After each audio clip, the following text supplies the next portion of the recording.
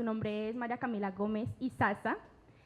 Ella creció en un pueblito muy cerca de Medellín llamado Don Matías, donde su cultura, o sea, la oralidad de su cultura la empapó de historias, de mitos, de leyendas que le permitieron acercarse de una manera más visible, diferente a esta realidad que azota el territorio. Bueno, como ya se mencionó, es la escritora del libro y a su vez también la exposición fotográfica de Mujeres Míticas, que cuenta con 17 crónicas en donde narra la lucha de las mujeres que se enfrentaron cara a cara con el conflicto armado en territorios como Granada, San Carlos, que pertenecen al departamento de Antioquia. ¿Por qué Camila anda por acá? Resulta que es parte de lo que ahorita se va a conversar en relación con ese título así pues tan impactante, tan llamativo de Mujeres Míticas en su obra. Pero digamos que el interés de conectar o conocer la experiencia de Camila surge específicamente en relación con esas figuras que ya mencionaba Deina, con la figura de la Llorona, la Pata Sola y adelantándome tal vez, creo sí un poco, de qué manera las mujeres que han vivido el conflicto en Colombia, cada una a su manera en diferentes regiones del país, se pueden identificar con estas figuras. Y digamos que la invitación surgió, ahora que pues también estábamos conversando con Camila, cómo esa figura de la Llorona, que fue digamos lo que a mí me impactó particularmente y por eso pues me coloqué en contacto con Camila, cómo esa figura de la Llorona representa a muchas mujeres que han sido víctimas de procesos y fenómenos de violencia más bien como la desaparición forzada, ¿sí?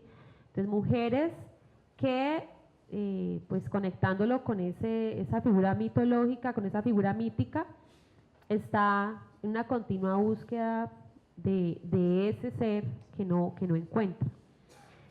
Digamos que eso fue como el detonante para considerar pues que era necesario conocer tu experiencia y pues allá va, como hacia allá va la pregunta.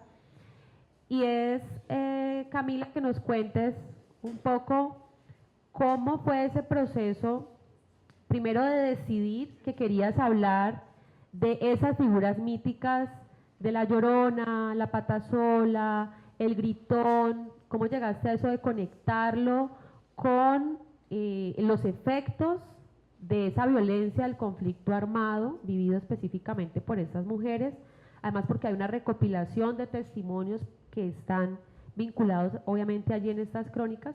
Entonces que nos cuentes un poco cómo fue ese proceso de decidir ese asunto que te movilizó, que te conmueve, y para darle digamos ya algo que se aterrizó en este libro.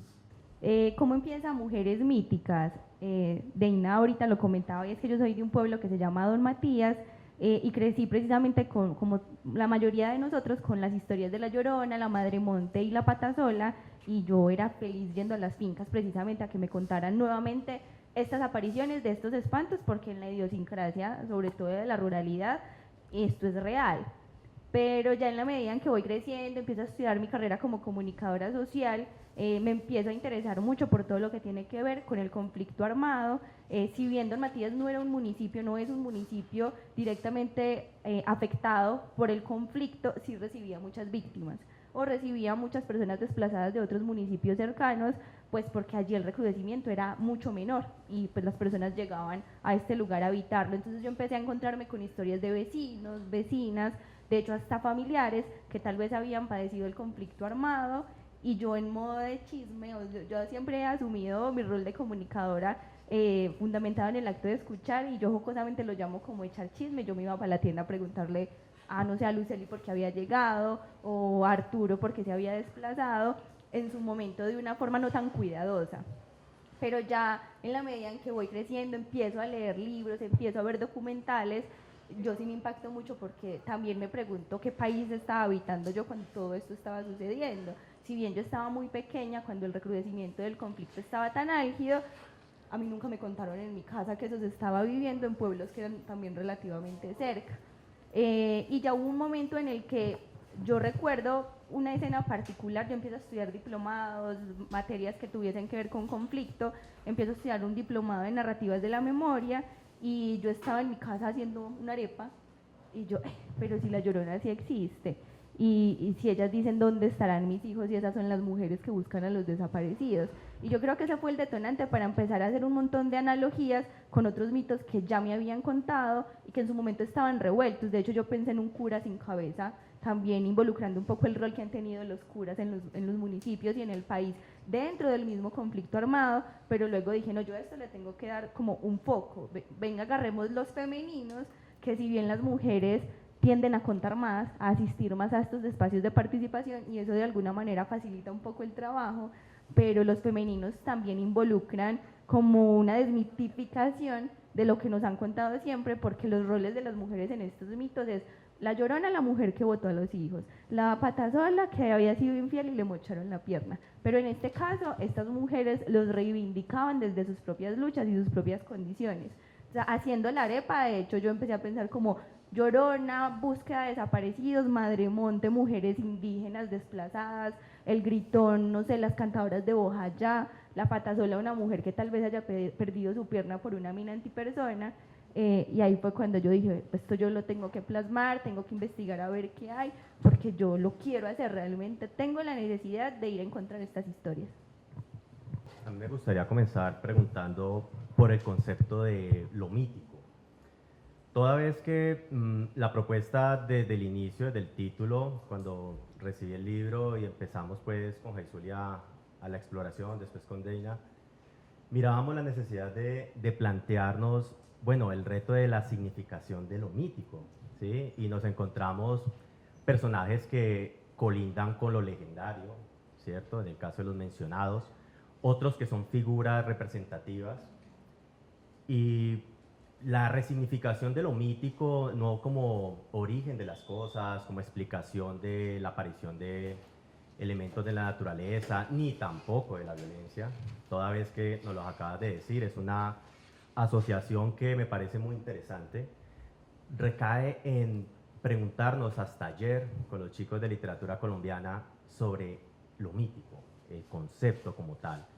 Y quisiera trasladarte esa pregunta, ¿cuál es el sentido del concepto mítico que como autora y como me contaste hoy en el almuerzo también como estudiante de maestría e investigadora también lo has venido trabajando? Bueno, yo creo que ahí sigo complementando la historia para dar respuesta, y es que si bien en su momento yo simplemente planteé unas analogías, fueron las mujeres quienes empezaron a significar nuevamente lo que se concebía como mito. Y de hecho ha sido problemático por la concepción que se tiene de mito y leyenda al establecer pues que esto nos lleva o recae en lo fantástico y en lo que no es real. Pero estas mujeres de alguna manera asumieron el mito y la leyenda no desde su concepción originaria, sino como un medio narrativo para. Ellas lo utilizaron en este caso como algo que se puede, pues sí, como utilizar como un vehículo. Yo si bien iba como con ciertas concepciones y ciertas ideas a buscar entonces la historia, por ejemplo, de la patasola, que yo decía, listo, en algún lugar puedo encontrar una mujer que haya perdido su pierna por una mina antipersona, y la encuentro, y ella de alguna manera también recibe esta analogía con mucho amor para contar su propia historia. Me encuentro con la historia de dos mujeres que perdieron a sus esposos en el conflicto armado y me dicen, es que yo también soy la patasola. Y yo, pero pues entonces, ¿por qué? Porque es que cuando a mí me matan a mi esposo me dejan en una sola pierna.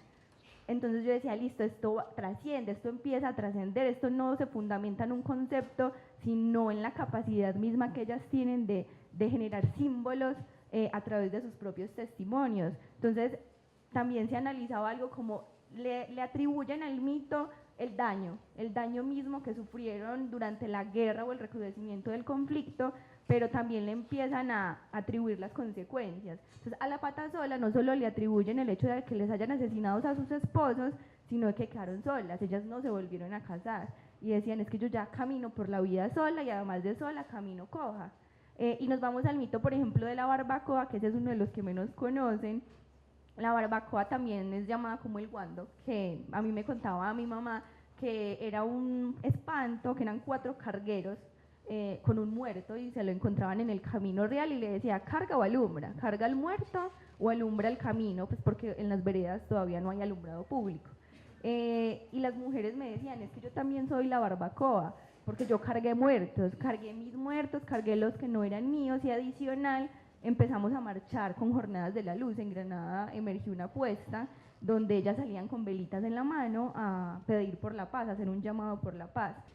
Precisamente, y desde esa arista ayer lo estábamos hablando y me reafirmo ahorita que te escucho sobre la vigencia, es decir, no es el asunto trascendental, histórico.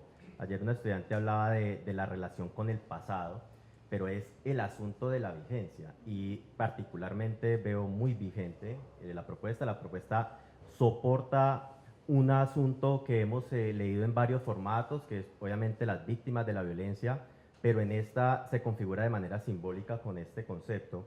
Y bueno, ya que estás hablando en este momento de me reuní con las mujeres y ellas dicen yo soy la pata sola, ayer tenía la pregunta y es, ustedes organizativamente, ¿cómo fue el asunto? ¿Fue dentro de una idea de tener una noción de lo mítico, de la leyenda, de adscribirse? Hay unas partes en el libro en que las mujeres dicen yo soy la Madre Monte, lo que vos estás diciendo.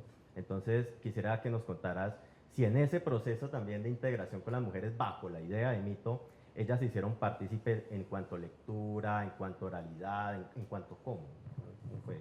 Yo quiero partir precisamente de la oralidad porque todo parte precisamente también de un contexto y estas mujeres en su contexto son mujeres todavía muy rurales, muchas todavía no saben leer o escribir y ese es precisamente el legado de la memoria, su oralidad. Entonces yo creo que de alguna manera el mito nos permitió un montón de como de aristas o de raíces. En su momento narraciones que todos teníamos en común o que todas teníamos en común, que a todas en algún momento nos contaron y que seguían vigentes, porque se van trasladando de generación en generación a través de la oralidad.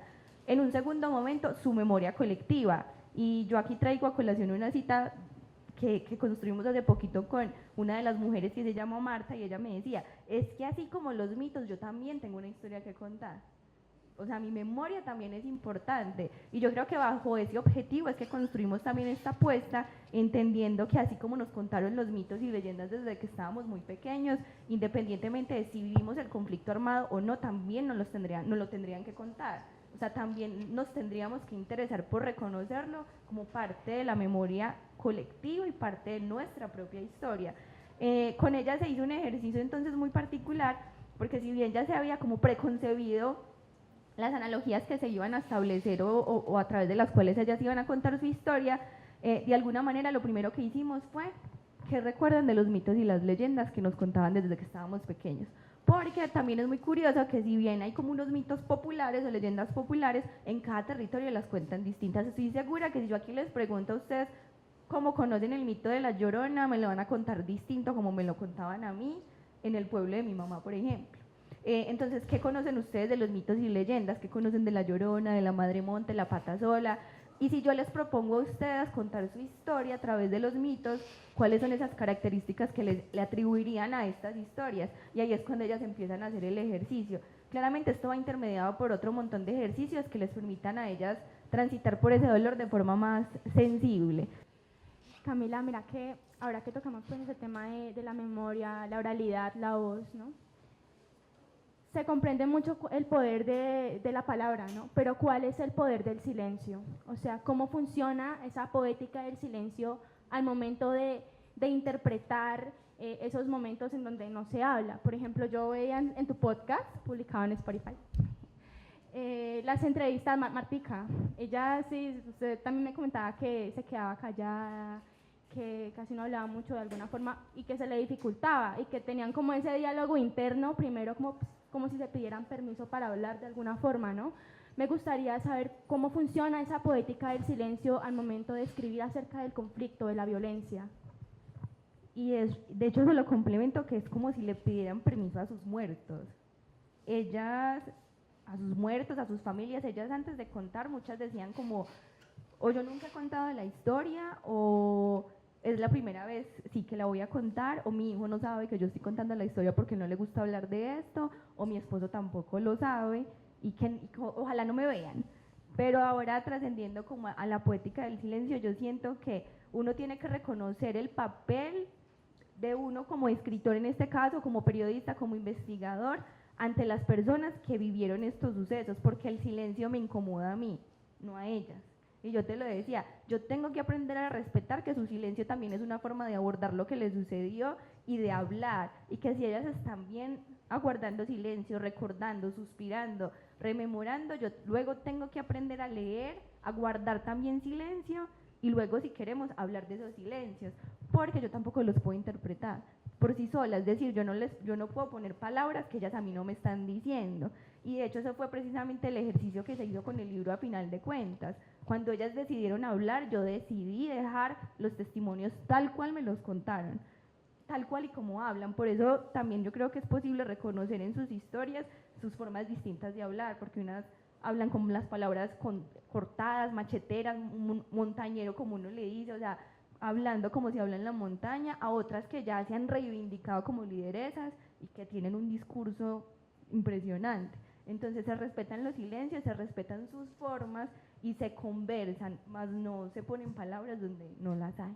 Ahora que mencionas la montaña, lo rural, también en el libro también se evidencia un poco esa relación de la violencia rural con lo urbano. Por ejemplo, muchas señoras, muchas entrevistadas salían de ese caos de la selva a Medellín, que era la urbe más cerca, y se encontraban con otro caos que eran las balas perdidas, las borderlands, las fronteras invisibles. O sea, me gustaría como saber esa relación, esa articulación que hay en eso. Para ellas, yo creo que otra de las consecuencias más difíciles de afrontar fue el desplazamiento forzado. Ahí sí se entiende súper potente y súper claro eso de desplazamiento forzado, porque si es por ellas, no se van. O sea, irse es la única forma que en su momento vieron de salvaguardar sus vidas y las de sus hijos o las de sus familias. Llegan a Medellín en una época también muy álgida, donde estaba a flor de piel el narcotráfico, donde estaba a flor de piel el tema todavía de las confrontaciones entre bandas, y muchas no lo soportan tampoco. Llegan a la ciudad a habitar territorios donde vuelven y se victimizan, era como un círculo al que ya estaban condenadas. Y muchas de ellas no duran 5 meses, 6 meses, sino que dicen, no importa si en mi pueblo me van a matar, yo prefiero devolverme y morirme en mi pueblo. La mayoría, por no decir que todas, se desplazaron a Medellín, pero todas volvieron, todas retornaron, menos 3, que son 3 historias que sí las encontré en Medellín como tal, y que ellas llegaron desplazadas a Medellín, habitaron Medellín y armaron sus propios colectivos, que son la de Teresita Gaviria Madres de la Candelaria. Ella era de otro pueblo de Antioquia, llega a Medellín y arma su propio colectivo de mujeres buscadoras. La de Hilda Domicó, que es una mujer indígena que llega a Medellín y arma su colectivo también de mujeres en Vera. Y la de Mariana, que ella es del Chocó y llega a Medellín y arman su colectivo de mujeres cantadoras del Pacífico. Entonces llegan, se organizan para sentirse acompañadas en medio como ese desarraigo, pero el resto, las de Granada y San Carlos, volvieron. Digamos que también algo que yo destaco pues de la lectura que hice en tu obra, para que nos compartas un poco también sobre eso, es la figura de la víctima, ¿sí? Es decir, tal vez pues cada uno de nosotros puede tener como una noción de la víctima, pero entendido a veces de manera, diría yo, muy reducida a veces, cuando se piensa la víctima en términos de una persona que, digámoslo en estos términos, simplemente ha sido afectada por la violencia, o una persona sobre la cual se ha ejercido todo tipo de violencias, ¿sí? Porque no es solamente esa violencia física sobre el cuerpo, pero lo que quiero señalar es de qué manera esa concepción de la víctima pues va cobrando una dimensión muy distinta y digamos que más activa, ¿sí? sobre todo porque pues uno encuentra muchos relatos en la literatura colombiana en la cual pues por mucho tiempo estaba, o digamos que quien predominaba era el personaje del victimario, ¿sí? Cómo el victimario ejerce violencia, todas las posibilidades de violencia a las cuales somete a otros, a sus víctimas, pero entonces cómo en esta obra tú haces como ese ejercicio de resignificar, que digamos ya en el contexto de muchos colectivos se ve cómo se va resignificando, cómo se va enriqueciendo, consolidando de una manera más activa políticamente la figura o la noción que tenemos de víctima. Eso es súper importante porque ellas empiezan a trascender del cómo las mira el otro, más no cómo ellas se ven a sí mismas. Cuando vemos lo común, la narrativa común es la víctima que queda de hecho como por debajo, la que yo puedo mirar hacia abajo porque qué pesar.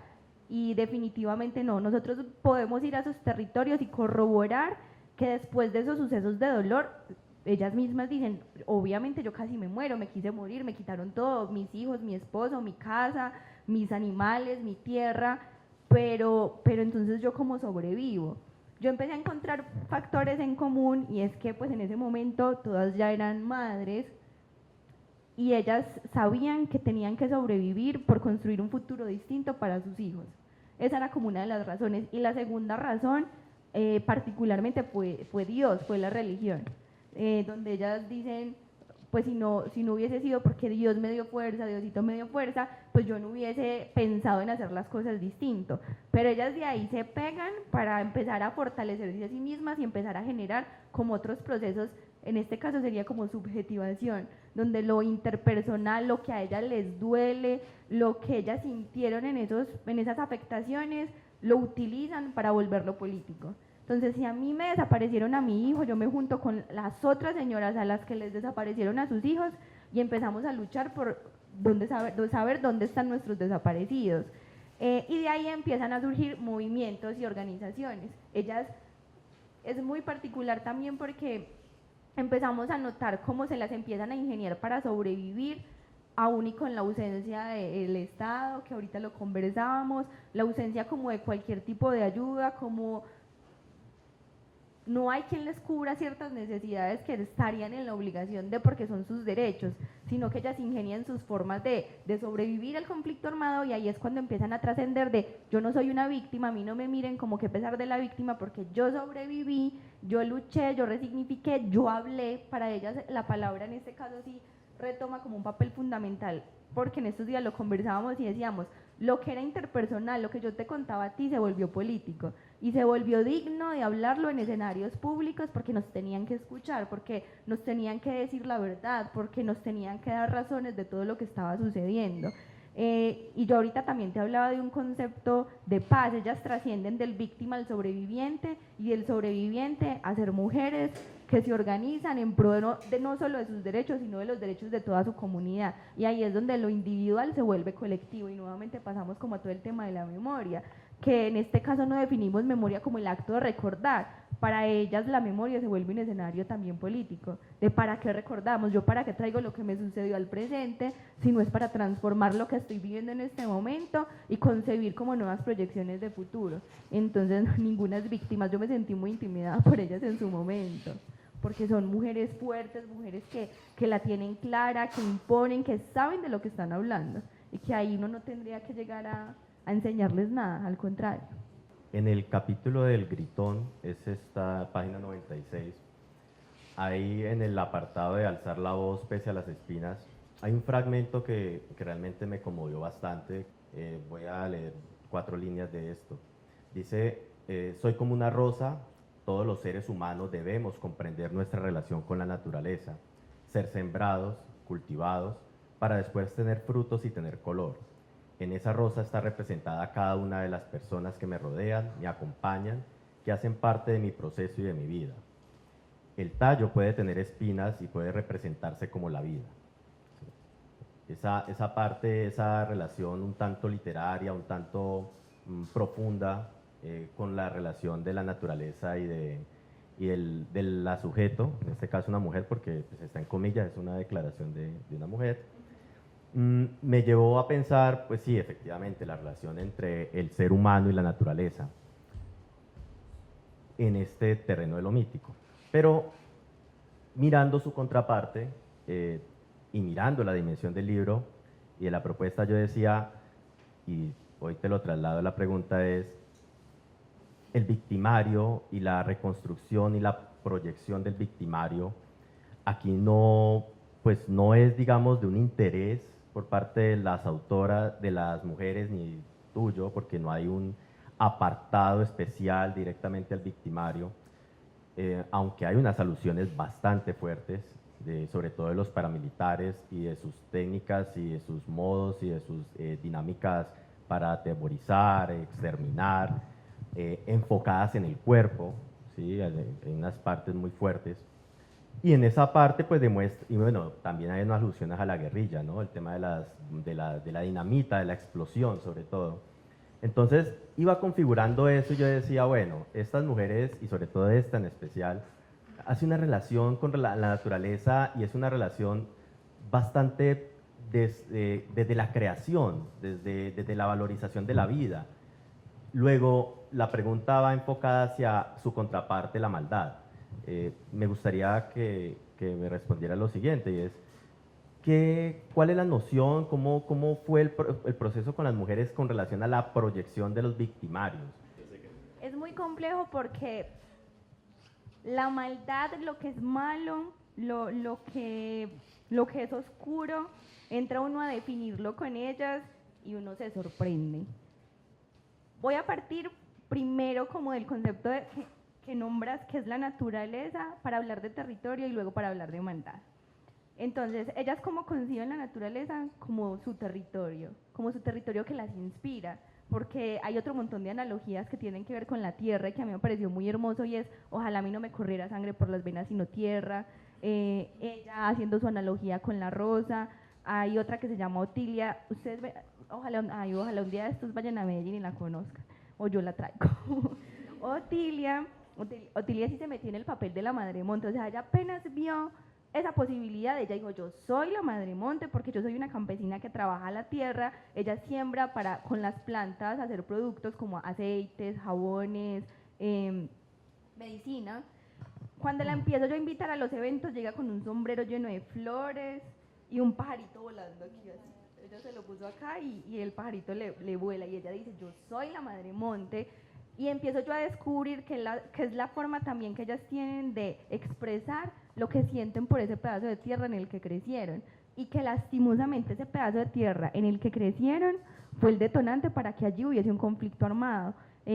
Bueno, Granada y San Carlos, para ponerles en contexto, son dos pueblos del oriente antioqueño. Entonces llegan las guerrillas y se posicionan diciendo, nosotros apoyamos los movimientos que surgieron en esa época para defender sus ríos y sus tierras y que no entraran las empresas con hidroeléctricas, pero no lo lograron. Obviamente a las guerrillas en su momento se les desdibujan los ideales y sabemos por qué querían esos territorios, pero luego llegan los paramilitares, pero luego llega el ejército, y en sus voces y en sus narrativas uno empieza como a comprender o intentar comprender que en este caso la tierra como símbolo de poder, ahí es cuando llegan y despojan, en este caso, estas mujeres que sienten su conexión con la tierra, pero que en este caso los victimarios, por llamarlos así, se asumen en una posición de poder y en este caso se remiten sí a lo que es malvado, a lo que es maquiavélico. Sin embargo, es muy lindo también escucharlo en la voz de ellas, porque ellas nunca te van a hablar de lo que fue bueno y de lo que fue malo. Ellas van a hablar de los victimarios como unas personas más que tal vez en su momento estuvieron sometidas a vivir esa guerra desde esa otra posición de victimario, porque muchos fueron reclutados por el ELN, por las FARC. Entonces ellas cuando cuentan la historia inmediatamente van a aclarar que no están de parte de ninguno, pero que ¿quién me hizo más daño? Yo te puedo decir quién me hizo más daño. Y ahí fue cuando yo decidí no tomar ninguna postura, ni clarificar nada con datos, ni irme a investigaciones a decir, es que lo que usted me está diciendo no es mire este libro que yo leí y ahí dice que fueron, no sé, la guerrilla de las FARC. No, esa no era mi labor era simplemente visibilizar lo que ellas me estaban contando. Y a ti te pudo matar el hijo del paramilitar, a ti te lo pudo matar el ELN, y ellas van a tener sus concepciones y van a abrazar estos grupos de distintas maneras, pero lo otro que me tocó aprender es que después de un tiempo ellas también resignificaron su relación con los victimarios, y ellas tienen una relación con ellos, o sea, ellas en este momento trabajan con ellos por territorios de paz, por iniciativas económicas. Quería saber si ese tejido de experiencias, de conocerse una con la otra, pues, o sea, ¿por qué de pronto no escribiste como una sola historia de todas? Si eso tiene que ver con ese perdón individual. En su momento, si bien yo empecé a entender que habían historias que se entretejían y que habían como que reconstruían un mismo hecho, tú puedes ver que lo reconstruían de formas distintas. Entonces yo decía, si las junto no le puedo dar lugar a la versión que tú me estás contando de la versión que tú me estás contando. Iba a poner un ejemplo que te va a dar la respuesta, y es Marta y Aleida. Marta, ellas dos se identificaron con la patasola, las dos porque habían perdido a sus esposos pues en medio del conflicto armado.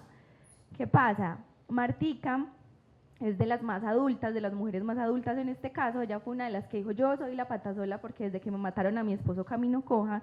A ella un día la secuestra el ELN y la hacen presenciar una de las mayores masacres que hubo en San Carlos. Ese día mataron como a 8 personas y a ella la pusieron a ver todos los asesinatos.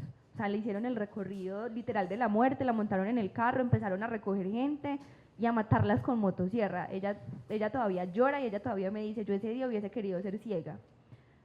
Martica me empieza a contar la historia de la masacre y ella tiene la habilidad de reconstruir los sucesos minuto a minuto. Ella era de las entrevistas más largas porque ella decía, era 24 de octubre a las 8 de la mañana o 12 de la noche, me recogen, me montan, en tal esquina subieron a tal, en tal esquina al otro. Cuando me dicen, en esta esquina suben al esposo de Aleida. Aleida, ¿qué me cuenta? Me cuenta que ella estaba con su esposo, empiezan a escuchar los bombazos, los tiros, se levantan, él le dice, no es la guerrilla, mira, él le dice, no es la guerrilla, son los paramilitares, volémonos, y ella le dice, listo, entonces arranquemos, y él le dice, pero es que no debemos nada, y en ese intento de huida, ellos tenían 2 niños pequeños, se montan por un techo y él le pasa al primero y se lo logra pasar. Cuando le va a pasar al segundo, el segundo se cae, él se devuelve por el niño y cuando se lo logra pasar lo cogen a él, pues entran a la casa y lo cogen. Entonces lo sacan y Martica estaba afuera presenciando todo. Entonces Aleida, ¿qué me cuenta? Él no debía nada, él era mi esposo, era sano, manejaba el matadero es ¿cómo les explico? Sí, donde matan los animales para vender la carne. El matadero, él trabajaba en el matadero, era un lugar tranquilo, entonces no sabemos por qué lo mataron. Pero Martica, cuando escuchaba la versión de los paracos, Martica decía, no, es que él era un líder. Y entonces, por eso fue que lo mataron, porque él ya lo tenían de pronto fichado. Entonces, ¿yo cómo voy a...? ¿Quién me está diciendo a mí la verdad? ¿La que era la esposa o la que vio el asesinato y escuchó lo que le decían los paramilitares? Entonces, en ese momento, mejor se determinó que cada uno ocupaba o se daba un lugar con respecto a un mito de forma individual, pero que yo leer todas esas historias individuales en conjunto me permiten a mí reconstruir unos sucesos y unos hechos particulares, y que le damos lugar a cada historia sin desmeritar la versión de cada una. Por eso en el libro se determinó más bien con una crónica individual por cada una de las mujeres. Después de este panorama, cuando uno ve estas historias y dice, uff, que esto pasó en Colombia, en un momento importante como era el Caguán, en ese momento estamos hablando de toda la referencia de proceso de paz en el Caguán con las FARC, y la contraparte en ese momento era el levantamiento de los autodefensas, porque estaban acabando con todo. Y claro, mientras la guerrilla más fuerte del país estaba concentrada con el Estado negociando, los paramilitares y las élites estaban haciendo y deshaciendo. Porque en medio de todo, y lo he concebido desde siempre, la guerrilla como proyecto en algún momento fue una resistencia legítima que ya más adelante pues, derivó en otras cosas. Y en ese sentido lo he planteado como en este marco de las víctimas como un asunto moral. Te lo dije hace un momento, pues digamos, lo mencionamos rápidamente porque la idea era desarrollarlo acá, y es que concibo esta propuesta como Mujeres Míticas como una propuesta moral. Y me gustaría saber si compartes parcial o no parcial esta apreciación, y en la medida de lo posible también saber, como tú tienes todavía y sigues manteniendo contacto con estas mujeres míticas, qué normas y qué conductas luego de esta publicación, luego de este tratamiento de sanar, de reparar, han empezado ellas a gestar, qué nuevas conductas, qué nuevas actitudes. Cuando ahorita me mencionabas moral, yo decía moral, pues pucha, yo nunca concebí moral dentro de esta propuesta. ¿Y cómo vamos a definir moral y desde qué perspectiva, si no es desde eso que conocemos como lo bueno y lo malo? Pero ahora entendiéndolo más también desde concebirse dentro de sus propias perspectivas de vida, sus formas de vida, sus formas de habitar su vida y habitarse a sí mismas, yo siento que a esto se le viene nombrando y ni siquiera, es que para mí nombrar es muy difícil porque yo le puedo nombrar de una manera, tú de otra, y ellas a su modo, y para mí lo que ellas digan eso, pues es, en parte es ley porque finalmente son sus historias, pero se viene concibiendo más allá de la moral como una nueva manera de subjetivarse y de crear sentidos. Explico. Ellas a los mitos y leyendas le empezaron a dar características como de los sucesos de dolor particularmente, como de las historias de terror. Para eso les sirvieron a ellas, en este caso, los mitos y leyendas. Pero luego ellas empiezan a aludir y a autorreconocerse como mujeres míticas. Y ahí era donde decían, ¿por qué somos míticas? Y empezaron a hablar del amor, empezaron a hablar de la fuerza, empezaron a hablar del perdón, de la reconciliación. Y tú vas y les preguntas a ellas qué es el perdón y te van a dar definiciones distantes, o sea, nunca van a ser las mismas. Una de ellas me decía que para ella perdonar era sentir paz en su corazón y que eso le había implicado un día que las FARC fue a pedir perdón a Granada, darle la mano, yo creo que fue a Pastoral, pero no me acuerdo, a uno de los guerrilleros, y ella decía, yo le di la mano y él también tenía miedo, a mí nunca se me va a olvidar. Ella me decía, él también temblaba y yo temblaba. Él es un ser humano como yo y yo lo decidí perdonar, y a mí me criticaron, ¿usted cómo le va a dar la mano al que posiblemente mandó a matar a su papá y a sus hermanos? Y ella decía, si eso a mí me dio paz en mi corazón, para mí eso es suficiente. Como Martica me puede decir, yo no soy capaz todavía de perdonar a los que mataron a mi esposo, que también es válido, y que ella se puede sentar en una mesa. En estos días me dijo que se iba a reunir con ellos, con los paramilitares, porque ella les quería preguntar, porque ella también busca sus razones y sus sentidos en sus maneras, y yo no puedo partir de pronto a establecer como una definición concreta, pero ellas lo que se han logrado es significar las palabras, o en este caso los sentidos que son vitales para la vida misma del ser humano y que radican precisamente en eso, en el amar, en el perdonar, en el buen vivir, en el saber vivir y en el bienestar. Y en ese bienestar, que lo puedo relacionar también precisamente con la moral, se han ingeniado maneras que de pronto pueden ser no tan populares. Y ahí voy a cómo de pronto este proyecto les ha cambiado a ellas un poquito sus dinámicas. Si bien ellas ya venían constituyendo sus dinámicas y yo iba a los pueblos y yo decía, estas mujeres son increíbles porque todas tienen emprendimientos, porque todas formaron su salón de la memoria, cuidan la memoria, se arman sus eventos, muchas no habían contado nunca la historia. Y para mí era muy complejo porque yo soy comunicadora social y yo decía, yo no soy psicóloga, por ejemplo, y ellas se me desbordan a llorar y yo qué voy a hacer. Yo no sé qué hacer. Me tocó preguntarles, yo ahí qué hago, la toco, no la toco, que la dejo llorar, no sé. Y ellas me fueron dando las respuestas. No se preocupe si yo lloro en un evento, si yo lloro en un evento es porque yo todavía estoy sanando.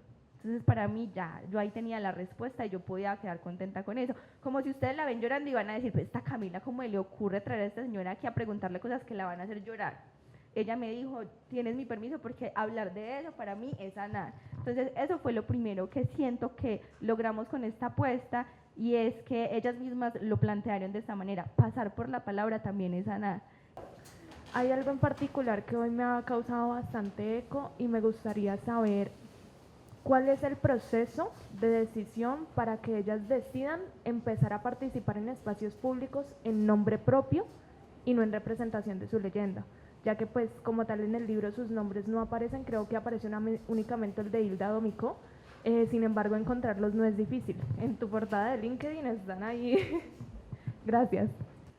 Cuando ya el libro empieza a ser bien recibido y ellas empiezan a ver que las personas están abrazando sus historias, que de pronto siento también que era un poco el susto de qué van a decir yo al contar esto, porque no lo he contado y no sé cuál va a ser la reacción del que me escucha, cuando vieron que fue una reacción tan bonita y sí se sintieron en la libertad y en la condición de decir, esta es mi historia es la de la casita, mi historia es la de la mutilación, mi historia es la de la Llorona, y yo sí quiero aparecer, y yo sí quiero que me graben. Y si bien el proceso no acabó cuando terminamos de escribir el libro y lo publicamos, siento que eso les dio el espacio para ellas decidir verse y mostrarse ante el público, y esto lo logramos luego siguió la creación del podcast, ahí no están todas, sino que solo hay 11, donde ellas dijeron, sí quiero que me graben, con micrófono, con cámara, y mostrarme, y volver a contar lo que ya conté, pero en mi propia voz.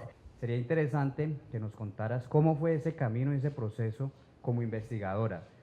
Se ve desde una perspectiva cualitativa, qué técnicas, qué herramientas, la oralidad, las entrevistas, de cómo configuraron pues todo este recorrido y toda esta construcción que has desarrollado en tu libro. Entonces nos gustaría que nos compartieras un poco de eso. Claramente yo lo tuve que pensar como un proyecto, que si bien en su momento no concebí como investigación como tal, sí tenía que tener una estructura para yo poderme ganar una beca y financiarlo.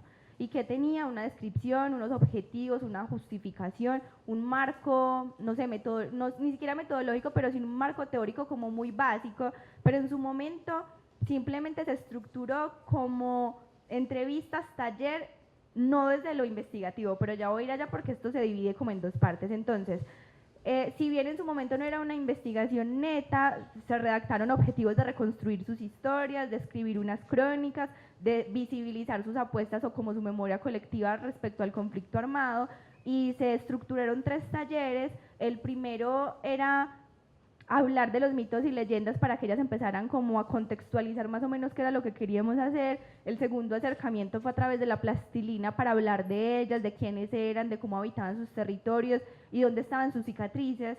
Luego hicimos el taller de la cartografía, que es ubicar el territorio, ubicar los sucesos, y terminamos con las entrevistas para que ellas nos contaran ahí sí completa sus historias o qué les sucedió en el marco del conflicto armado. Con toda esta reconstrucción, que todo fue grabado y documentado, se empezó la escritura de las historias. Pues yo ahí tenía también una presión, era que sí me había ganado una beca del Instituto de Cultura y tenía 1 mes y medio para entregarles las crónicas. Al leer tu libro, me surgió una pregunta con respecto a la presentación que haces de las mujeres en este sentido. Te la voy a leer. ¿De qué forma, al hablar de habitar entre 2 mundos, se logra realizar un cambio en la presentación de las mujeres, ya sea como animales, cuando utilizas el término de tortuga con cara de serpiente, paloma de paz, ave fénix, o plantas, flores de loto, plantas pirófitas en el espacio mítico que creas? Me haces acordar de la tortuga con cara de serpiente. Esa fue una de las mujeres más jóvenes que participó. Ella no volvió a los escenarios más porque se mueve mucho, viaja mucho y demás. Y ella, cuando hicimos la figurita de la mujer, de dónde estaban sus cicatrices, ella hizo una tortuga con cara de serpiente. Y ella dijo, yo me veo ahí, yo soy de la tierra, yo pertenezco a la tierra, a mí me arrancaron y yo vuelvo. Lo mismo con las plantas, lo mismo con el ave fénix. Yo siento que esos elementos simbólicos ellas los utilizan como formas de expresión más sencillas para ellas, donde puedan evidenciar la belleza o la crudeza de lo que vivieron. Mi pregunta es, ¿usted de pronto considera que el hecho de contar sus historias a través de relacionándolas con los mitos y las leyendas permite que los lectores puedan recordar un poco más todas estas historias que si lo hubiera hecho sin relacionarla con los mitos y las leyendas? En este caso, los mitos y leyendas, al ser como historias tan comunes que tienen tanta recordación o que tenemos tan interiorizados en nuestra cultura, nos permite en este caso engancharnos con historias que decíamos, sí existe, pero a ella le pasó y entonces pues nada que ver. El mito y la leyenda en este caso nos da la posibilidad como de vernos también en esas historias, de reconocerlas y de recordarlas y de quedarnos con la sensación de que los mitos sí existieron, y ha sido lo que nos ha pasado como en ciertos escenarios. Desde una teoría yo no podría venir aquí a decir qué fue primero, el mito o la leyenda. Seguramente los mitos fueron, no sé, escritos con base en tal vez el conflicto armado. No, yo creo que más allá de eso, la gente se queda con la sensación de que esas historias que nos contaron desde que estábamos pequeños tomaron otro sentido y reciben ese otro sentido como un elemento importante para tener en cuenta y no se vuelven a ver igual, y yo creo que eso ha sido muy satisfactorio. Mi pregunta va más como hacia una duda que me surge con respecto a esas mujeres que deciden no externar lo que sienten o lo que han vivido. Se habla mucho acerca de cómo narrar el dolor, además de ser un lugar de encuentro, también es un proceso sanador. Pero quería saber si también hubo un acercamiento o un intento de acercamiento a mujeres que deciden por alguna u otra razón no compartir lo que les sucedió. En un principio ellas decían, para mí sigue siendo muy doloroso recordar, pero sabes, yo también que descubrí que a veces tenemos esa sensación de que es algo que no se puede preguntar por lo doloroso que puede ser para ellas, pero que basta con preguntarles una sola cosa para que se te rieguen. Es como si se estuvieran conteniendo todo el tiempo y a la más mínima pregunta ellas quieren contar lo que les duele y lo sacan. O sea, con Martica me pasa mucho. Martica decía que pocas veces la había contado. Inmediatamente ella entra a este proceso y no sé, yo voy a San Carlos y ella me ofrece su casa para quedarme a dormir. Ella en muchos momentos del día me habla de la misma historia, o me habla de su esposo que lo mataron, o de cuánta falta le hace. A veces de la nada me manda WhatsApp, recortes de periódico, fotos de él. Entonces yo decía, también hay que estar muy atentos y tener la sensibilidad de sentir y de saber escuchar, porque ellas sí están ávidas por contar, solo es que no las hemos sabido escuchar muchas veces. ¿Cómo consideras que estos relatos logren confrontar el fenómeno de la negación que sigue impactando colectivamente a víctimas de la violencia? Y pues esta pregunta yo la hago principalmente por la historia de Marta, que fue la esposa del alcalde de San Carlos, que ella menciona precisamente eso, que el fenómeno de la negación, y yo leí esa parte la leí como más que nada una denuncia a cómo constantemente el Estado niega la situación del país, y algo que no ha sucedido y que quedó en el pasado, sino que son situaciones que siguen pasando y que de todas formas no se afrontan ni se visibilizan. Entonces es más que nada por esa cuestión. Da mucha tristeza porque si bien yo siento que han pasado muchos años en los que el Estado y el gobierno se posesiona y se posiciona como un estado del cambio, a ellas eso no ha interferido en nada, es como si no se lograra nada. Y si bien ellas tienen ciertas posiciones políticas, creo que han asumido este proceso de enfrentar la negación y enfrentar los sucesos de conflicto organizándose entre ellas mismas, sin contar con el Estado, sin contar como con agentes externos. Si han venido organizaciones, sobre todo extranjeras, a apoyarlas, hablan de una ONU Mujeres, hablan del PNUD, personas que han venido con proyectos y que creo que eso las ayuda a organizarse. Alguna vez les pregunté cuáles de esos proyectos que de pronto les han traído ONGs las ha impactado más, y me hablaron de uno de ONU Mujeres que era como salvaguardar la resistencia, cuidando a quienes nos cuidan, y era enseñarles a ellas precisamente como herramientas de afrontamiento para cuidarse a sí mismas y enseñarle a las mujeres con las que se organizaron, pero ha sido un trabajo colectivo y netamente territorial. Mi pregunta es, ¿qué impacto tuvo en ti todo este proceso? No, yo sí puedo decir que yo fui una antes y después, porque claramente yo siento que uno en sus propios ideales y en esas ganas de crear se va como con ciertas proyecciones y ciertas concepciones de lo que es, pero cuando uno ya vive el proceso desde adentro, las conoce y esto empieza a forjar como otras dinámicas distintas, pues a mí me convierte también en otra persona en muchos sentidos. Yo siento que yo he aprendido un montón, ellas me han acompañado, se han vuelto amigas, yo salgo con ellas, tomo tinto, me siento en el parque, pues en la medida también en la que puedo ir, porque estos dos pueblos siempre quedan lejos de donde yo vivo, y eso a mí también me marca como ciertas dinámicas. Lo mismo si yo las invito a ellas a que me visiten o a que vayamos como a ciertos eventos. Yo siento que me ha cambiado mucho en la forma en la que concebí mi profesión, la forma en la que concebí como los proyectos, la forma de acercarme al conocimiento, la sensibilidad con la que uno puede transitar el país, y yo siento también que va muy ligado como al amor y al propósito que uno tiene en la vida. Si bien como mi propósito en general no era publicar un libro, ay, voy a ser escritora y publico un libro y me volví famosa, ni siquiera. Pero yo siento que es como que el propósito sí va muy arraigado al poder contar, y como que en el narrar yo voy descubriendo que sí puedo transformar, así sea como entornos muy pequeños. Por ejemplo, nuestro entorno que construimos conjuntamente entre ellas y yo, por ahí me ha venido cambiando, eso desató otro montón de cosas, pues el hecho de seguir creando que un podcast, que un oráculo, que asistir a eventos que pues yo no lo concebía en su momento, que estudiar una maestría, no sé qué va a pasar. De hecho lo he venido pensando mucho porque yo siento que el proyecto ya empieza como a cerrarse, como todo tiene su inicio y su fin. Siento que Mujeres Míticas se ha venido convirtiendo en una posibilidad de que las mujeres se narren a sí mismas. Y por ejemplo en marzo me sorprendió mucho porque me llamaron de empresas como para que diera talleres por el mes de la mujer, el Día de la Mujer, y eso ha venido como impulsando a otras mujeres que no vivieron el conflicto a contar sus historias de dolor, porque creo que también en esa palabra mítica empezaron a ver como una posibilidad de reivindicar lo que les pasó y transformarse. Historias de intentos de suicidio, depresión, abusos, y eso me ha obligado a mí a repensar como fue, pucha, me tengo que preparar porque si no esto en algún momento me empieza como a quedar grande. Pero me ha cambiado años luz.